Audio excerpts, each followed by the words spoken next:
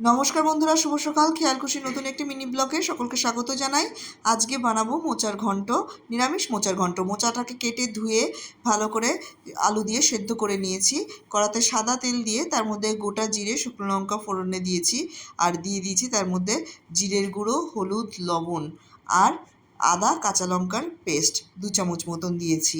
তোমরা তোমাদের স্বাদ মতন বন্ধুরা দেবে।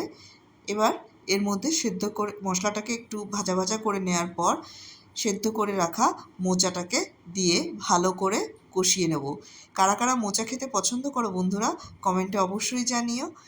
এবার একটু ছোট টমেটো এর মধ্যে কুচি করে দিয়ে দিলাম। মশলাটা বেশ কষানো হয়ে গেছে।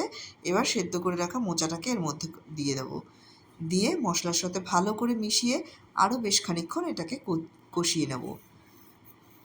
এর মধ্যে চিংড়ি মাছ দিলে তো কথাই ছিল না, কিন্তু বন্ধুরা শুক্রবার নিরামিষের দিনে করেছি তার জন্য। এবার ওপর থেকে ছড়িয়ে দিলাম স্বাদ অনুসারে চিনি। তোমরা যেরকম পছন্দ করো সেরকম দেবে, নাহলে স্কিপ করে যাবে। ভালো করে কষিয়ে নিলাম। দেখো মোচার জল পুরো শুকিয়ে গেছে, একবারে মোচাটা ঝরঝরে হয়ে গেছে। এবার এর মধ্যে থেকে দিয়ে দেবো ঘি আর গরম মশলার গুঁড়ো, যেটা এই টেস্টটাকে আরও বেশি এনহ্যান্স করবে।